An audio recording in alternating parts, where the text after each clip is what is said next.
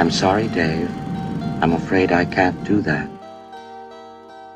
Je vais lui faire une offre qu'il ne pourra pas refuser. Can she be late for her cinema show? Antoine Doinel, Antoine Doinel, Antoine Doinel, Antoine Doinel, Antoine Doinel, Antoine.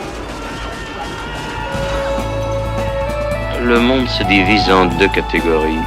Ceux qui ont un pistolet chargé et ceux qui creusent. Toi, tu creuses. Parlez-vous, con de mime! Je suis un homme. Ah, personne n'est parfait. J'aime l'odeur du napalm au petit matin. Vous avez de la pâte? Vous avez du sucre? Alors avec la pâte, vous faites une crêpe puis vous mettez du sucre dessus? La mère suce des queues en enfer. And I am the best film director in the world.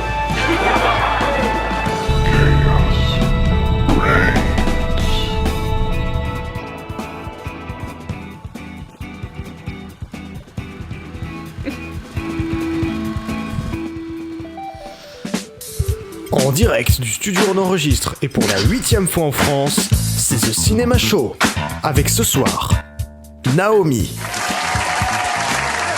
Solène, Maxime Valette et Lucas Bernardini. Et pour vous accompagner ce soir, celui qui va prendre un procès pour plagiat, Hugo Paccard.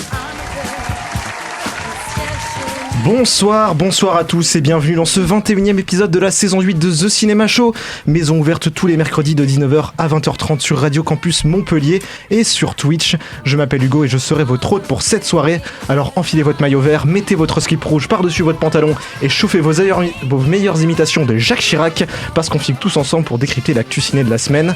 Et quand je dis on, je parle bien évidemment de la formidable équipe de chroniqueurs qui va m'accompagner durant cette émission. 4 chroniqueurs d'enfer dans la ville, critiques de nitrate et de vinyle. Ce sont des personnes fantastiques, ils sortent la plume, c'est la panique.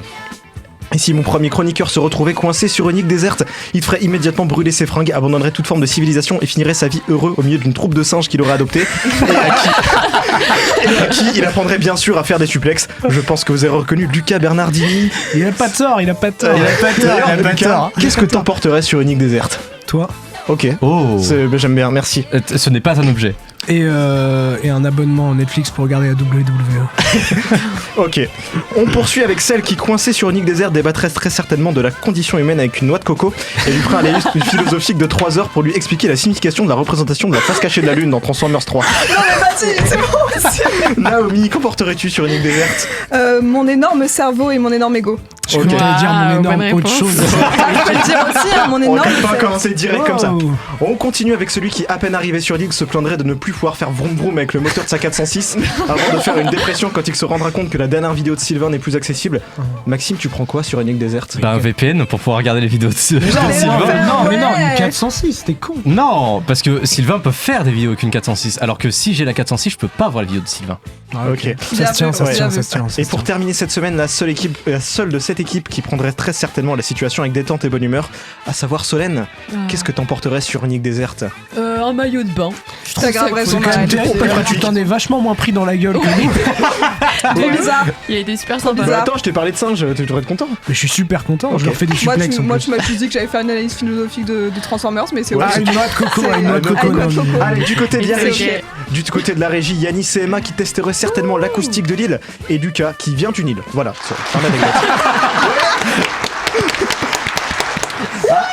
Et il y a Simon qui est là aussi, donc je pense qu'il s'occuperait de négocier une interview avec une banane locale. Pour nos débats de la semaine, 3 films au programme: Hurlevent d'Emerald Fennell, Sendelp de Sam Raimi et Aucun autre choix de Park Chan-wook. Sexe, sang et capitalisme, ce programme s'annonce déjà sensationnel. Tout ce que j'aime. On classera ensuite ces petits débats à l'aide d'un outil avancé nommé Top, avant de continuer sur une carte blanche à propos de la promotion presse des films. On recevra ensuite Lucie Kessoum et Maëlys Burquin de Ciné Campus à propos de la projection prochaine de Loin du Vietnam à l'Utopia. Le quiz de Lucas sera de la partie avant nos recos et bien sûr notre conclusion. Mais on n'est pas encore là, alors avant toute chose, informons-nous sur l'actu du ciné de la semaine avec les news de Naomi. Now, Buffalo's #1 news team. Good evening and welcome to Eyewitness News at 6. I'm Susan Ortega. And I'm Evan Baxter and here's what's making news. On ouvre ce mercato avec une excellente nouvelle pour notre région. Il y a de cela 1 an, j'étais chez mon coiffeur qui m'expliquait que l'Occitanie, et en particulier Montpellier, oui, je vous raconte ma vie, se mettait à la page en termes d'innovation dans le domaine de la production et de l'industrie cinématographique. Je lui ai alors répondu d'un ton dubitatif, parce que je ne vois pas du tout de quoi tu parles. Naïve et peu optimiste, je fus, car en effet, l'ouverture d'un méga studio de cinéma a été annoncée au Pic-Salou, pas très loin de Montpellier donc. D'une surface titanesque de 35 000 m², ce mini Hollywood proposera une dizaine de plateaux, dont un monstre de 3 000 m². Après l'ouverture du studio de Vendargue d'une superficie de 24 000 m², par France TV, l'Occitanie continue de construire son empire cinématographique. Notre région a en effet beaucoup à offrir. Plus que de beaux paysages, une belle architecture et une belle flore, elle est aussi la région du soleil. Oui, je suis fière de ma région qui sent bon la chaleur et l'été. Alors peut-être est-ce bien l'avènement d'un petit Los Angeles à nous Français. Côté annonce de projet, c'est pour mon plus grand plaisir que Sean Baker s'est manifesté récemment pour révéler qu'il préparait déjà son prochain long métrage. Après son succès éclatant, en 2024 avec Anora, mais aussi ses précédents grands films comme Red Rocket et The Florida Project, que je vous recommande vivement par ailleurs, Baker se remet au fourneau pour nous servir un portrait social dont lui seul a le secret. Maître dans la représentation de la société américaine des marginalisés, Sean Baker se fait toujours remarquer pour la tendresse avec laquelle il dépeint le quotidien et la vie de ses personnages, et ce toujours avec une pointe d'humour.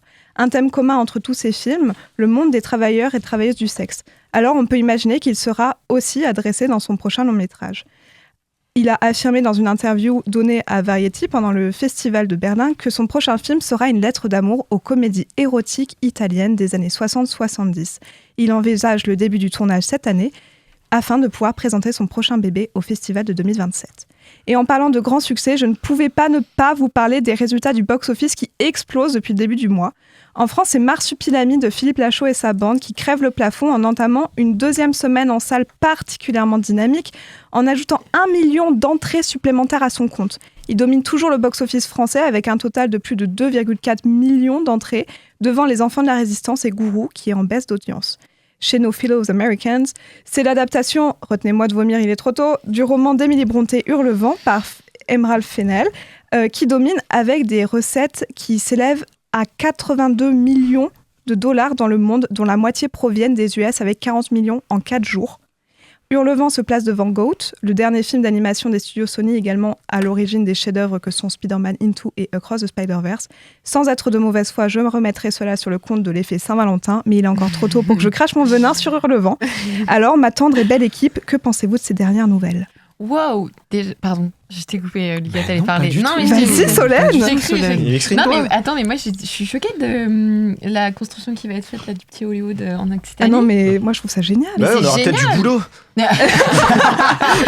C'est trop cool. On a peut-être du boulot, ils chercheront des gens, je pense, pour faire les cafés éventuellement. Ouais, je pense, c'est surtout ça qu'on va faire. Mais je fais des super cafés, moi j'appuie sur le bouton de la CNCO et c'est parti, quoi. Mais je trouve que c'est une super nouvelle parce que pour le coup, ça permet de décentraliser un petit peu l'industrie cinématographique qui est quand même vraiment très très très concentrée à Paris. À Lyon aussi, il y a beaucoup de choses quand même. À Lyon, ouais, à Lyon, mais Lyon c'est une ville de merde, donc tous les gens qui habitent Lyon qui nous écoutent. Alors, non, c'est une bonne ville. Mon tonton Attention. il vient de Lyon et c'est vraiment une super personne. Non mais et je suis contractuellement obligé de dire du mal de Lyon en fait, donc ah pardon, oui, c'est vrai. C'est vrai. Mais je trouve que c'est hyper positif et puis voilà, comme je l'ai dit, les paysages de l'Occitanie sont vraiment beaux. Alors même si là on parle de studio intérieur, ça pourrait être trop bien parce que ça pourrait permettre aux gens de découvrir tout ce que l'Occitanie a à offrir pour le coup. Ouais, carrément.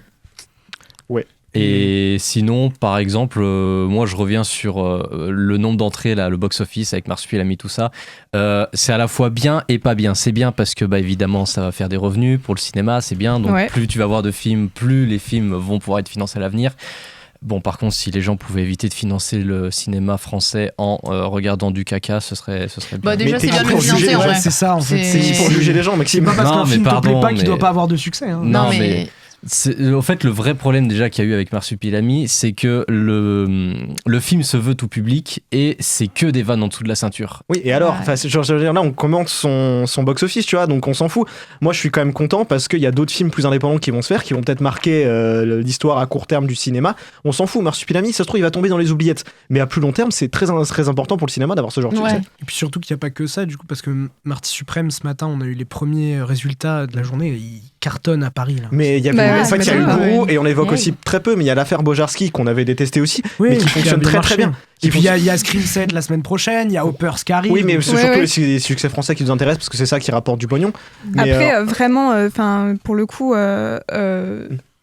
Marsupilami vraiment a fait un espèce de gap énorme, enfin Oui. C'est la 2,4 bande à Fifi, millions. hein. Ouais, je sais, mais en fait, moi, ça m'a un petit peu surprise. Alors, j'ai pas vu le film, et même si la bande à Fifi, ça fait beaucoup d'entrées, c'est le film qui a fait le plus d'entrées de la bande à Fifi. C'est-à-dire Alibi avait fait moins d'entrées. Je crois qu'ils en ont un à 4 millions. Alibi.com 2, c'était celui qui a surtout été le moins apprécié. Mais par contre, le moins vu, ça je crois pas, parce qu'il avait quand même fait pas mal d'entrées. Donc... Non, c'est pas ce que j'ai dit. J'ai juste dit que. Le moins d'entrées, sûr et certain que c'est Nicky Larson. Ouais, ça c'est après, sûr. Oui, après, on n'est pas là non plus pour entrer dans le non, détail. mais c'est juste Non, mais que- ce qui est important avec cette news aussi, c'est que, en fait, on a beaucoup dit en 2025, le cinéma français n'a pas eu de gros succès.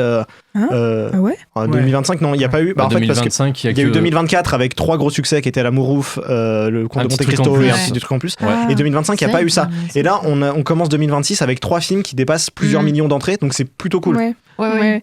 Mais moi, j'étais surprise parce que je pensais que le Marsupilami, ça allait pas forcément parler à tout le monde. En fait, si, ça parle à tout le monde. Mais c'est déjà, il y a le fait aussi du film de Chabat. Mais justement, moi, je pensais que enfin, comme le film de Chabat, ça c'était pas non plus exceptionnel. Et ça, il avait eu un succès. Il y a quand même un succès commercial. Ouais. Et Non, mais autant, quand même, ça- Simon m'a fact-checké, c'est tous les succès qui comptent pour le CNC, même les succès mais c'est américains. clair. Et je trouve qu'il n'y a même pas de débat à avoir sur la qualité. Enfin, là, en France, on n'en est pas au débat de quel film aller voir ou pas au cinéma, juste aller au cinéma. Oui, allez-y, voyez des films, c'est le plus important. Voilà. Et puis, pour finir, quand même, un petit mot sur le Showmaker. Moi, ça me fait très plaisir, j'ai très hâte de le Moi voir. aussi, j'ai tellement hâte, ça Et m'intrigue. j'espère qu'il y aura Mickey Madison. Oui, j'espère aussi. Moi, je suis beaucoup moins hype, mais c'est parce que. Voilà, Parce que t'es chiant. Ouais, voilà, je suis chiant. Bon, on va te suivre sous cela de très près. On poursuit ces news avec une bien triste nouvelle. En effet, il semblerait que 2026 tente déjà de rivaliser avec 2025 côté nécro. Il y a 2 semaines, nous disions au revoir à la grande Catherine O'Hara. Cette fois, c'est 2 grands noms du cinéma qui nous quittent, Robert Duvall et Frédéric Wiseman. Il vous aura marqué dans son rôle pour l'avocat Tom Hagen dans Le Parrain ou pour le rôle du lieutenant-colonel Bill Kilgore dans Apocalypse Now. Robert Duvall s'est éteint le 15 février 2026 à l'âge de 95 ans dans son ranch de Middleburg, en Virginie. Hollywood dit au revoir à l'un de ses acteurs les plus prolifiques et nombreux sont ceux lui ayant déjà rendu hommage. Al Pacino écrit « Ce fut un honneur d'avoir travaillé avec Robert Duvall. C'était un acteur né, comme on dit. Son don phénoménal restera à jamais dans les mémoires. Il va me manquer. » Et puisque la vie ne fait pas de cadeaux, le lendemain, c'est le documentariste Frédéric Wiseman qui nous quitte à l'âge de 96 ans à Cambridge, dans le Massachusetts. Il est difficile pour moi de vous dresser le portrait de cet homme tant il fut prolifique et engagé. Il est connu et reconnu pour ses documentaires exposant la déshumanisation bureaucratique, dressant une critique vive des États-Unis, comme c'est le cas dans Juvenile Court ou Welfare. Mais aussi pour ses images stock dans Primates et Mythes, respectivement sur l'expérimentation animale et l'élevage de masse des bœufs destinés à la consommation. Il a adressé la question de la société de consommation dès les années 80, le traitement de la pauvreté et des personnes en situation de handicap. Mais Wiseman était aussi un amoureux des espaces et des lieux de rencontre. Il nous a amenés avec lui dans Central Park, dans le Madison Square Garden, dans les courses équines, le cabaret français, et il nous a surtout offert les coulisses de la Comédie Française en 96 dans le documentaire La Comédie Française ou L'amour joué. Enfin bref, Frédéric Wiseman n'était pas la moitié d'un homme et encore moins la moitié d'un cerveau. Il a pour sûr apporté beaucoup au domaine du documentaire. Et vous, ces 2 noms, vous ont-ils marqué votre esprit ? Ouais. Pardon. Oui. Ne t'excuse pas, je veux que je prends la parole, Solène. C'est vrai, il faut que j'arrête. Non, Wiseman, on en a parlé ce matin en cours. Ouais. Carrément, notre prof, il était là. Il nous en a parlé la semaine dernière. Et du coup, là, c'était un peu le comeback en parlant de sa mort, quoi. C'est pas fun, mais ouais. Moi, j'ai vu un truc sur les réseaux qui m'a marqué sur Robert Duvall. Quand on regarde la fin du Parrain 2, où il y a le dernier dîner de famille des Corleone, en fait, on remarque que le premier qui se barre, c'est Johnny Cazale, qui est mort dans les années 70. Puis James Caan, qui nous a quittés il y a quelques années. Et enfin Robert Duvall qui vient de mourir. Et en fait, le dernier qui reste, ironiquement, c'est Al Pacino. Et du coup, en fait, les acteurs quittent la scène dans le même ordre dans lequel ils sont morts. Donc, c'est un peu ironique, mais. Ouais, ok, d'accord. C'est touchant de cette Ouais. manière-là. Ouais. Enfin, Ouais. c'est Va falloir que poétique. Coppola révèle son secret pour sa machine à voyager dans le temps, alors. Exactement comme Matt Groening. Moi, côté Wiseman, j'espère que sa mort intéressera les gens à son travail parce que pour le coup, c'est vraiment un très grand documentariste et il a adressé des sujets très importants très tôt. Et c'était vraiment un homme engagé et qui a fait beaucoup pour le cinéma du documentaire. Donc j'espère que ça va pousser les gens à aller voir son travail. Carrément. Ouais. Bon, l'année 2026 est loin d'être terminée, mais espérons qu'elle sera plus clémente sur les décès, même si c'est pas vraiment un bon début. Mais alors tout de suite. Et maintenant, retrouvons la ultima passion. Mais qui va racheter la Warner? Est-ce que c'est Paramount? Est-ce que c'est Netflix? Est-ce que c'est trop long? Et oui, chers auditeurs, vous ne rêvez pas, je vous sens déjà tressaillir d'excitation et d'impatience. Chaque semaine, vous l'attendez comme un camé attend sa dose. Un nouvel épisode du drama Warner Bros, Paramount et Netflix vient de sortir. Hit of the Rivalry n'a qu'à bien se tenir car je vous annonce du chaud, des larmes et des retournements de situation. Souvenez-vous, dans le dernier épisode, il a été révélé que Paolo, ou plutôt Warner Bros, avait trahi Myriam, enfin je veux dire la Paramount, en donnant l'avantage à Sabrina, Netflix. Face à cette humiliation publique délivrée par Myriam, Paolo avait riposté en fermant les négociations à la Paramount. Alors que l'on pensait assister à la fin définitive du couple Parabros ou Warner Mount, comme vous voulez, il semblerait qu'une lueur d'espoir nous est parvenue. Oui, je vous le confirme. Dans ce nouvel épisode, nous apprenons que Paolo réouvre les portes de son cœur, aka son compte en banque, à Myriam. Warner Bros, avec l'aval de Netflix, a accepté de réouvrir la discussion avec la Paramount qui aura 7 jours pour proposer une nouvelle offre qui sera cette fois l'ultima dernière du nom, la finale. Pendant cette période, Warner Bros compte bien clarifier certains termes de la dernière offre datant du 10 février, ce sont leurs mots. Pour autant, Netflix reste grand favori dans cette quête au rachat des studios. En parallèle, les inquiétudes autour du financement étranger de l'offre de la Paramount continuent de s'accroître. En effet, la Paramount compte parmi ses partenaires financiers les fonds souverains d'Arabie Saoudite, d'Abu Dhabi et du Qatar. Je cite les termes du dernier communiqué de Netflix. Ces financements suscitent déjà de graves inquiétudes en matière de sécurité nationale. Alors, inquiétudes à caractère xénophobique ou angoisse fondée, telles sont les questions que nous pouvons nous poser. Toujours est-il que Netflix continue d'affirmer que son offre est supérieure et met en garde contre les agissements de la Paramount qui chercherait, selon le géant du streaming, à induire en erreur les actionnaires de la Warner en leur faisant miroiter que sa proposition passera sans encombre en termes réglementaires, notamment avec l'implication de Trump dans les négociations. Que de rebondissements, cher public! Je laisse tout de suite le micro à ma douce équipe pour nous faire part de leur avis sur ce nouvel épisode de la telenovela. Mais qui va donc racheter Warner Bros. Discovery? La manière dont tu l'as lu, ça me rappelait Le cœur a ses raisons, vraiment le truc un peu débile et complètement barré. Alors tu parles mieux du cœur a ses raisons, s'il te plaît? C'est quand même un monument. Le cœur a ses raisons, et je suis contente que ça t'ait rappelé ça, c'était le but. Merci Lucas pour ce magnifique jingle d'ailleurs. Oui, bravo. Est-ce que tu peux nous refaire l'accent, s'il te plaît? Fais l'accent. Non, d'avoir un débat serré. Non, je sais pas quoi dire. Enfin, en fait, on n'aura jamais la résolution de tout ce qui va se passer, je crois.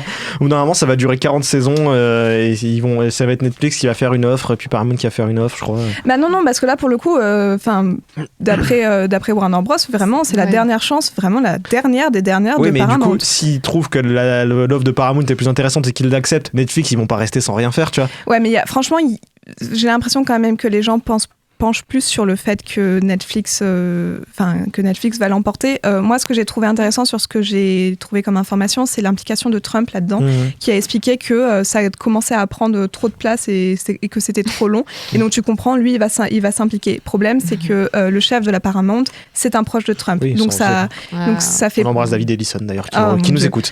Du coup, ça pose un problème juste en termes d'égalité sur ce point-là. Il y a un conflit d'intérêts. C'est ça. Et c'est pour ça que Netflix appelait les actionnaires de Warner à faire attention à ce que la Paramount était en train de faire quand ils expliquaient que ça allait pas poser problème au niveau réglementaire, parce qu'en fait, c'est là que Trump pourrait intervenir.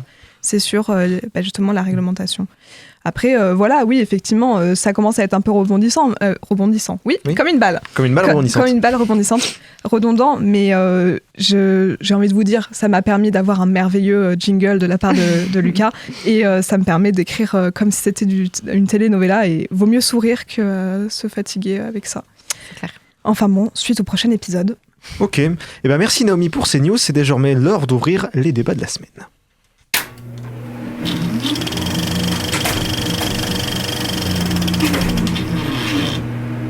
Pour rappel, nous débattrons de 3 films ce soir, Hurlevent, Sendalp et Aucun autre choix. Et on va commencer par celui qui a fait grincer des dents tous les fans de littérature fantastique du 19e, à savoir l'adaptation des Odes de Hurlevent d'Emily Brontë par Emerald Fennell. Cette fois-ci, c'est Jacob Elordi et Margot Robbie qui campent les rôles titres, ne spoilez pas. Alors, cette adaptation a eu-elle raison de faire couler autant d'encre? On en parle juste après ça.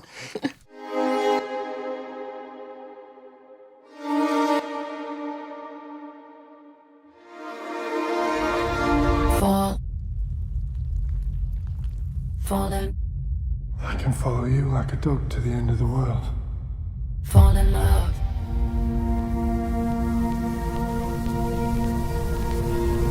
Fall in. Are you feeling quite right? What? Oh, yes, fine.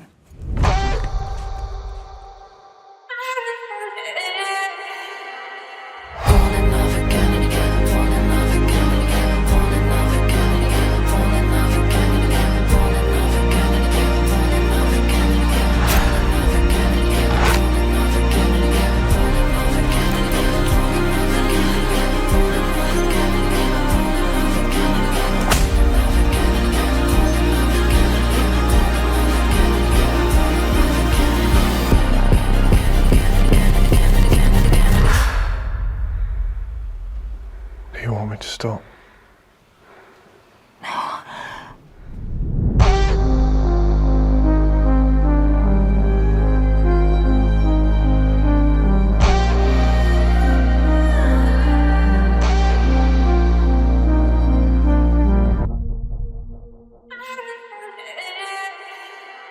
Vision moderne de la passion absolue unissant Heathcliff et Catherine, une romance légendaire qui défie le temps et la raison. On retrouve au casting Margot Robbie dans le rôle de Catherine Earnshaw, Jacob Elordi dans le rôle de Heathcliff, Hong Cho dans le rôle de Nelly Dean et Shazad Latif dans le rôle d'Edgar Linton. Lucas, c'est toi qui as préféré ce film. Est-ce que tu peux t'expliquer devant la France entière sur tes goûts douteux en matière de cinéma? J'adore l'érotisme. Ça, je savais. Non, attends. Ok. En fait, je vais pas être super long parce que Naomi a un pamphlet. Mais du coup, je vais juste dire que j'ai passé un. En fait, le truc, c'est que j'ai passé un très bon moment et que le film m'a récupéré très vite parce que je trouve que visuellement, il est inattaquable. Je trouve que visuellement, il est très impressionnant, que la photo est folle. Je trouve que le film est très beau et que c'est comme ça qu'il m'a eu. Par contre, j'ai lu le livre. Donc je suis parfaitement conscient des soucis et je peux honnêtement pas fermer les yeux dessus alors que c'est le truc que je critiquais sur Wicked. C'est-à-dire que le film n'a rien à voir avec le bouquin et trahit complètement l'essence du livre. Donc juste le fait que Heathcliff soit beau, le fait qu'Heathcliff soit blanc déjà. Le whitewashing dans le film. Il y a ça, puis il y a ils ont supprimé le frère de Cathy. Enfin, il y a trop de trucs. Ils ont supprimé les. Tu diras après. D'accord. On te donnera la parole. Non, parce que tu vas beaucoup parler après, donc je me permets. Il y a pas de problème. Mais en fait, le truc c'est que j'ai vraiment passé un très bon moment devant le film. Il m'a eu très vite. Je trouve que la musique de Charlie XCX est super. Et en l'occurrence, j'adore les bandes originales anachroniques. Donc, pareil, ça m'a récupéré. Et voilà, j'ai passé un bon moment. Mais le problème, c'est que c'est pas Léo de Hurlevent. Ce serait un très bon film érotique, un peu à la con. Mais ce serait pas une très bonne adaptation des Hauts de Hurlevent. Mais d'ailleurs, les types du marketing en France ont parfaitement compris le truc parce qu'ils ont appelé ça juste Hurlevent, mais en plus entre guillemets. Ouais, donc ils ont parfaitement conscience de ce qu'ils vendent en fait. Ouais, et puis juste le fait d'en avoir fait un film érotique, c'est super bizarre. Le choix d'adaptation est complètement absurde. Mais j'ai bien aimé le film en dehors de son aspect d'adaptation. Vas-y Naomi, défonce-le. Allez, vas-y, parce que je sens qu'on ne retiendra pas. Non, alors en vrai, la vérité, c'est que je sais pas tout à fait par où commencer, à part dire que le film est une affront à l'œuvre dont il se dit être l'incarnation et l'adaptation. Alors, je pourrais vous énumérer le nombre incommensurable d'erreurs, d'oublis et de pas de côté que fait le film. Genre, par exemple, effectivement, tu l'as dit toi-même, Lucas, mais il n'y a pas le frère de Cathy, alors que c'est le personnage qui est à l'origine de la violence d'Heathcliff, puisque c'est lui qui le maltraite. Enfin, ça, dans le livre, c'est assez clair. Mais et ils l'ont donc... transféré sur le père, du coup. Oui, mais ça ne va pas. Ça fait même pas vraiment cause à effet. Genre, oui, ça parce que du coup, le père devient quand même complètement ambivalent. En fait, la psychose de Heathcliff, elle sort un peu de nulle part dans le film. Mais en plus, je suis désolée, on peut même pas vraiment parler de psychose dans le cas. Parce que c'est survolé de fou. C'est juste un bad boy. Mais juste le père, ça n'a aucun sens parce que justement, le personnage du père dans le livre crée aussi cette ambivalence d'entre deux dans laquelle Heathcliff grandit entre un frère qui le hait et qui le violente avec un père qui l'adore. Bref, il y a tout un truc, mais je dirais aussi que la disparition totale de Lockwood, qui est donc le locataire qui vient louer le manoir qui est à côté de la maison des Hauts-du-Hurlement. Il est pas dans le film. Il est pas dans le film, alors qu'en fait c'est à lui que Nelly raconte l'histoire, et je suis désolée Fennel, mais il y a une raison pour laquelle l'histoire est racontée au passé en fait. Il y a une raison pour laquelle elle est racontée par une narratrice, et notamment c'est parce que ça parle d'une malédiction qui s'est brisée, mais surtout il faut parler de cette histoire au passé, pas d'un présent, pas d'un présent comme le fait le film. Et alors en plus de ça, moi je suis très dérangée par le fait que Heathcliff ait été transformé en un personnage genre. Moi, je vois un vrai côté Roméo dans son personnage, ce truc-là de mais en fait, je suis hyper sexy, et puis en fait, je suis un peu torturée, mais je veux que ton bonheur. Et en fait, moi, j'y vois juste là une opération marketing pour essayer de renforcer l'image de sexe symbole qu'on essaye d'accoler à Jacob Elordi. Mais il est hyper beau. Mais en fait, c'est pas le problème. C'est ne le fais pas jouer Heathcliff. Oui. Déjà ça. Ensuite. J'ai vraiment 3 gros problèmes avec ce film. Le premier étant le traitement de la maison. Dans le livre des Hauts-du-Hurlement, la maison, en fait, c'est juste le personnage principal. Dans ce film, elle n'est jamais filmée comme ça. On ne comprend jamais à quel point c'est une maison qui est censée représenter la malédiction, la hantise, l'enfermement, enfin tout ça. Ouais, on est plus chez les Linton qu'à Hurlevent, en fait. Oui, et ça, factuellement, ça n'a aucun sens parce qu'en fait... même ça ressemble même pas à une maison, leur truc. Non, mais parce qu'elle n'est jamais filmée. Grange dégueulasse. Oui, mais elle n'est jamais filmée, alors que le personnage principal des Hauts-du-Hurlement, c'est la maison. On commence le livre avec Lockwood qui dort dans cette maison et qui se fait attaquer par des chiens et ensuite adressé par le fantôme de Cathy. Voilà, parce que ça, c'est un autre truc. Le thème de la hantise n'est jamais adressé. Alors, si, à la fin, quoi. Mais pas. Dans des dialogues, quoi. Ouais, mais c'est vraiment pas comme dans le bouquin. Oui, et alors, ne parlons même pas de la fin qui n'a aucun... Non, mais c'est même pas ça, c'est que ce n'est pas la bonne fin. Le film tue le reste du livre. C'est-à-dire que dans le livre, normalement, je suis désolée, il y a une deuxième partie, oui. Petit spoil, Cathy ne meurt pas sans donner naissance à son enfant. Parce qu'elle a une enfant qui s'appelle Cathy d'ailleurs aussi, et il va y avoir toute une histoire avec le fils de Heathcliff et Cathy justement. Mais alors, maintenant, pardon, je fais vraiment rapidement, mais l'autre truc qui m'a beaucoup dérangée, c'est le traitement qu'ils ont fait du personnage d'Isabella Linton. Parce que, contrairement à ce que le film dit, Isabella Linton n'est pas la pupille de Linton, mais bien sa sœur, et elle se marie avec Heathcliff. Et là, ils en ont fait une espèce de personnage manipulatrice qui se sert du fait qu'elle sait écrire pour assouvir ses désirs sexuels, BDSM, tout ça, machin. Et donc avoir une espèce de domination sur Heathcliff. Et il y a vraiment un côté, vraiment, on va aller chercher le truc érotique. C'est une femme battue. Dans le livre, c'est une femme battue. Elle subit les violences d'Heathcliff. Heathcliff la frappe, l'enferme, la violente et sans doute la viole, puisqu'en fait, elle finit par accoucher de leur enfant. D'accord ? C'est une femme battue. Je suis désolée, transformer le récit d'une femme battue en celui d'une femme qui essaye d'avoir une espèce de dynamique érotico-BDSM, c'est catastrophique. Et alors, je terminerai avec le fait... Enfin, je pouvais pas ne pas en parler au vu du succès au box-office qu'a ce film. Pour moi, le film, il est dangereux. Vraiment, c'est un danger parce que il donne cette image du public féminin abrutissant. C'est-à-dire qu'on va aller expliquer au personnage féminin qui n'est pas capable d'aller comprendre la complexité d'une œuvre ou qu'on ne peut pas retirer tout ce qu'il y a à retirer du livre pour le mettre dans un film. Parce qu'on est quand même face à un film qui est très vide en termes de propos, à part dire « Oh, regardez Margot Robbie et Jacob Elordi baiser ensemble », ça dit pas grand-chose. Qu'est-ce qu'il y a, Lucas ? Non, je dis rien. Dis, c'est un débat. Elle a pas tort. Moi, je trouve que sur ça, elle a tort. Non, je suis désolée, il n'y a aucune profondeur. Non, je dis pas que t'as tort là-dessus. Je dis sur le fait qu'on n'aime pas voir Jacob Elordi et Margot Robbie.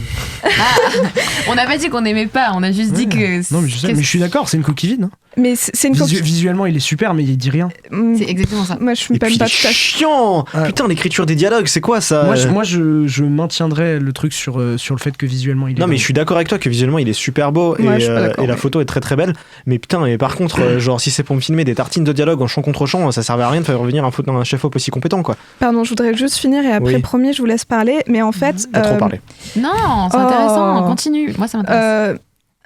Ils ont essayé de camoufler cette prise de position d'adaptation hyper érotique par le fait que c'était censé être la vision de Fennel quand elle a lu Les Hauts de Hurlevent quand elle avait 14 ans. Et ben moi, je trouve que ça, c'est encore pire, parce que ça veut dire quoi ? En fait, quelle image ça donne de la fille de 14 ans ? Qu'elle sait pas lire ? Qu'elle n'est pas capable de comprendre la violence d'une histoire, qu'elle n'est pas capable de comprendre le profond discours critique antiraciste, anti-classe sociale, qui parle de la position de la femme dans un livre, et que ce n'est qu'un être qui est capable que de se faire dominer par ses pulsions sexuelles et qui chercherait la domination BDSM. C'est hyper problématique. Sincèrement, quelle image ça renvoie au cinéma et aux femmes de leur dire « Regardez ce qu'on va faire de vos œuvres, regardez ce qu'on va penser de vous, on va juste penser que ce qui vous intéresse, c'est la domination sexuelle. » Et je suis désolée, c'est ultra problématique et dangereux. C'est un problème qu'il y a depuis un moment dans le cinéma américain qui fait des œuvres érotiques. Hein. Non mais ça, je sais très bien, mais c'est juste que venant déjà d'une femme réalisatrice... Mais les 50 nuances degrés sont réalisées par des femmes.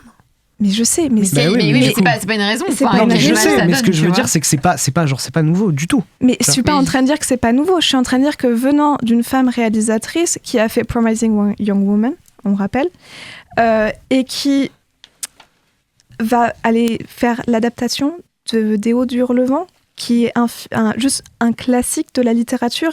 D'ailleurs, je vous invite à aller le lire. Vraiment, allez le lire parce que c'est un chef-d'œuvre et c'est pas pour rien. Pour faire ça. C'est un affront, c'est ce que j'ai dit au début, c'est un putain d'affront. Bah, c'est vrai que ça résume un peu la relation fuis-moi, je te suis, suis-moi, je te fuis. Mais oui, et en plus de ça, ça démontre que je doute que ça soit j'ai pas compris le livre, mais juste, mon Dieu, Les Hauts du Hurlevent n'est pas une romance. Et vraiment, vouloir en faire une romance érotique n'a aucun sens. Aucun. Les autres, peut-être qui veut passer après ça? Vas-y, Maxime. Alors moi, si je passe après, je vais vraiment flamber l'ambiance parce que moi, je suis d'accord sur le fait que déjà, j'ai pas aimé le film, j'ai pas aimé mon visionnage, je me suis emmerdé tout le long. Et tout le long. Ah mais vraiment, j'ai été d'un désintéressement et Naomi, avec qui on a vu le film, a pu en être témoin. Vraiment, je m'enfonçais dans mon siège de plus en plus au fur et à mesure que gêné. Déjà, il y a trop de fion dans le film. Je n'aime pas le fion. Alors qu'il est vraiment super prude pour un film érotique. Mais j'aime pas. Mais j'aime pas. Oui, tu détestes le sexe. Déjà, je reviens sur ce qu'a dit Naomi, mais je suis d'accord. Tu peux pas prendre un roman. Alors moi, je l'ai pas lu le roman, mais Naomi a pu me le résumer. Et tu peux pas simplement prendre un roman, foutre du fion et dire ça y est, j'ai fait un film érotique et tout, parce que dans ce cas-là, il y a pas de souci. Moi, je prends la biographie d'Anne Frank et je la fais baiser avec des nazis et j'en fais un film. Voilà. Solène, peut-être, tu peux prendre la parole plutôt. Ah bah alors après ça, que dire? Non, c'est pour ça que j'ai dit qu'il fallait que tu passes avant.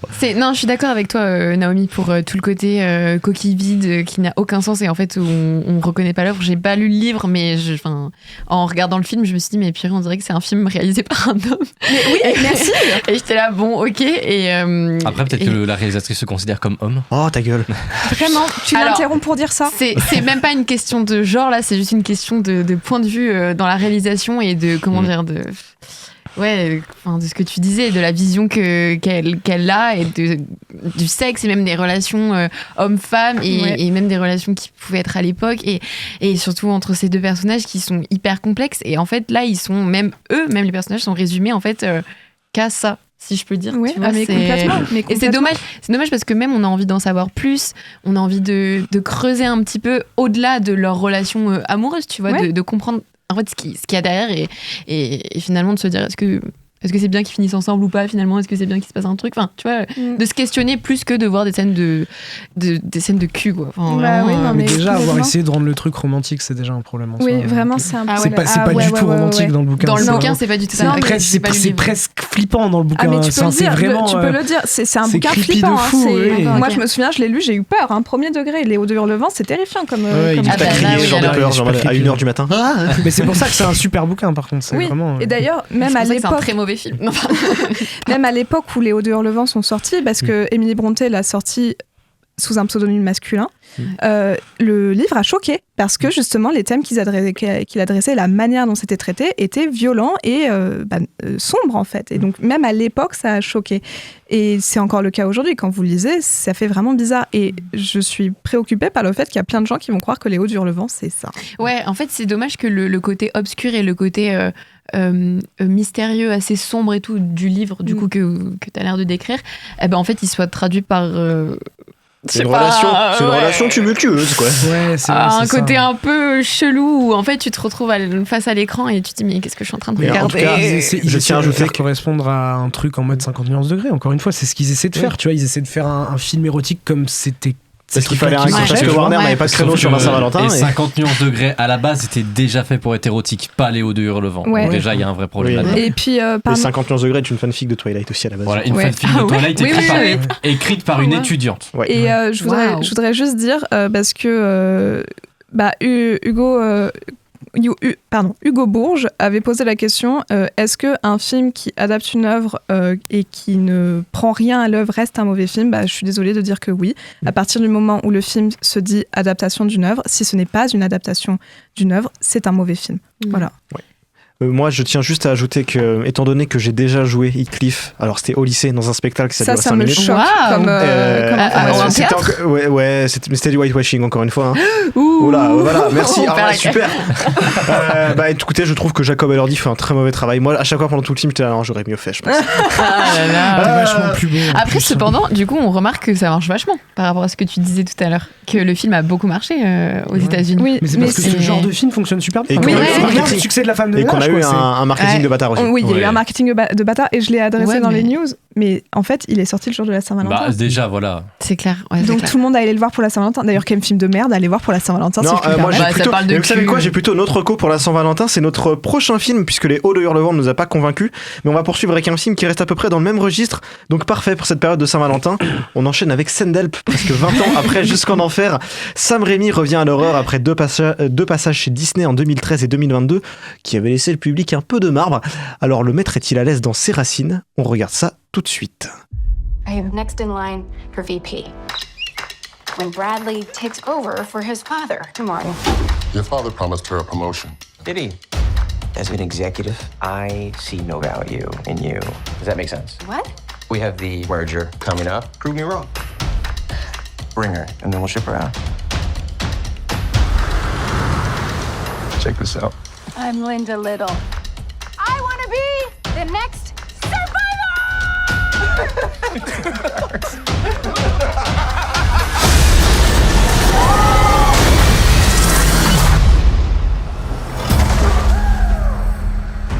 Are there any others?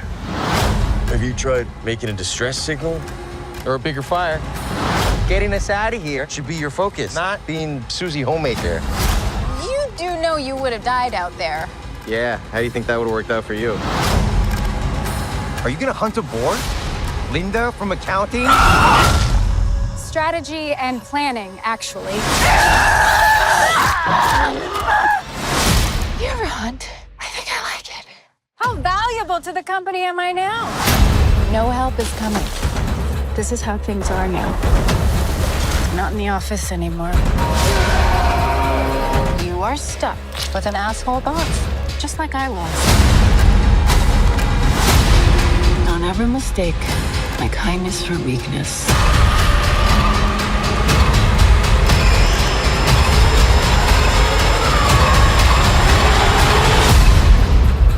I don't think we should ever leave here.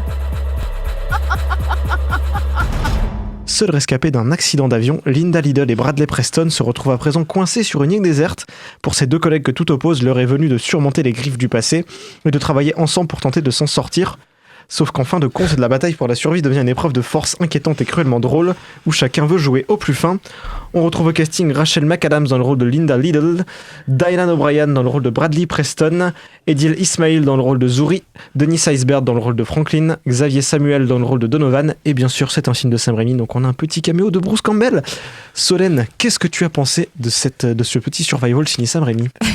Alors moi j'ai adoré parce que franchement les films de cette semaine nous ont mis en scène des personnages masculins mais adorables quoi. Enfin vraiment c'était un pur plaisir. Non en fait je suis allée voir le film en ne sachant pas ce que j'allais voir. Du coup je m'attendais à rien. En plus j'étais avec une copine qui l'avait déjà vu et je partais d'un mauvais pied parce que je suis allée le voir en VF. Donc je me suis dit ok j'espère que ça va être cool et en fait j'ai été agréablement surprise et j'ai trouvé ça vraiment fun. Franchement, j'ai passé un bon moment et je trouvais que il y avait plein de rebondissements en fait. À chaque fois, je m'attendais pas à ce qui arrive ça, et etc. Donc bref, non, moi j'ai bien aimé. Franchement, j'ai passé un bon moment au cinéma et en plus, je trouve que bah du coup ça relève de ça relève pas de belles thématiques, je peux pas dire ça quand même parce que bon vu la fin bof, mais non, mais je trouvais ça intéressant du coup de se mettre à la place du personnage féminin sans spoiler et de se poser la question de se dire bah en fait quelle vie est la meilleure et quelle situation est la plus agréable à vivre, etc. Bon, bref, c'est des questions que je me suis posées après avoir regardé le film et franchement j'avais passé un bon moment. Donc vous en avez pensé quoi vous? Lucas, peut-être. Moi, je pense qu'il a bien aimé Sans filtre, Sam Raimi. Non, tu crois? Ouais. Non, mais moi, j'adore Sam Raimi parce que c'est un gars, il a vraiment des obsessions de débile, oui, mais il très est visuel. super intelligent. Ouais. Donc, et dans sa mise en scène, il est super intelligent. Du coup, ça fait que nous, les débiles, on peut croire qu'on est intelligent. Parce que on te dit, putain, il y a un film avec de la mort, du vomi et du sang. Tu dis, ah, c'est un peu nul. Mais c'est Sam Raimi. Ok, c'est un super film. Donc voilà, non, moi j'adore Sam Raimi, donc forcément j'y ai retrouvé mon compte. Après, je trouve qu'il est, il est super timide. Oui. Ouais. C'est pas le Sam Raimi d'Evil Dead. Mais c'est quand même très très fun quoi. Oui, c'est très fun. On s'amuse, c'est vraiment un Survivor qui est fun de bout en bout. Je trouve que Dylan O'Brien, il est magnifique. En termes de détestable, il est fantastique. Et pourtant, tu vois, c'est pas un acteur que je trouve d'habitude hyper intéressant. Et je me suis dit, face à Rachel McAdams, parce quand même. Que tu l'as pas vu dans Saturday Night. Mais je me suis dit, face à Rachel McAdams, qu'est-ce que ça va donner? Et quand même, il tient le truc et t'as vraiment envie de mettre des tartes de l'enfer. Elle lui vomit dessus en plus, la chance. Et Rachel McAdams, elle est super aussi. Ah ouais. Oui, tu le disais tout à l'heure, faire tant d'efforts pour faire croire que Rachel McAdams est laide alors que tu m'as juste volé ma réplique. Ouais. Tu m'as complètement volé ma réplique. Ouais. Oh je suis outrée. Elle est outrée. Et bon, moi j'ai volé la réplique qui t'a volé. Donc mais moi, toi c'est ok. Donc ça s'annule. Toi c'est ok, je te pardonne. Pas lui. Ben, ça va alors. Non mais ouais, c'est un très bon survival et c'est moi j'adore quand c'est profondément, mais vraiment profondément juste. Amusez-vous. Oui, ouais, c'est ça. Et surtout, tu vois que le film Sam Raimi s'est dit, je veux faire de la 3D, mais pas de la 3D genre Avatar. Si je veux faire de la 3D de parc d'attractions bien débile, vous avez aimé Piranha 3D, alors je vais vous balancer du sang à la gueule, du vomi à la gueule. Mort de sanglier dans la tronche. Alors, je l'ai vu en 2D, ce qui fait que c'est moins impactant, mais j'aurais aimé le voir en 3D, juste pour me prendre du vomi de Rachel McAdams en 3D dans la gueule. La mort de sanglier, mec. Quand on voit le truc de la mort de sanglier, on se dit vraiment, ce détail est là juste parce qu'en 3D ça va être rigolo. Mais même le crash de l'avion, tu sens que c'est vraiment pensé pour qu'il sorte de l'écran, quoi. Oui, et puis même il y a ces espèces d'énormes gros plans sur la bouche. Ça c'est vraiment juste Sam Raimi. Ouais, mais bon, ok, d'accord. Je fais des gros plans sur tout. Ouais, bravo Sam. Tu aimes bien les gros plans, on a compris. Okay, non, mais si tu te souviens des 3 premiers Spider-Man, il y en a beaucoup aussi. Je m'en souviens pas pour Evil Dead, c'est que ça. Evil Dead, c'est que des gros plans comme ça. Et c'est génial. Oui. Maxime, toi qui étais dans ta zone de confort avec ce film.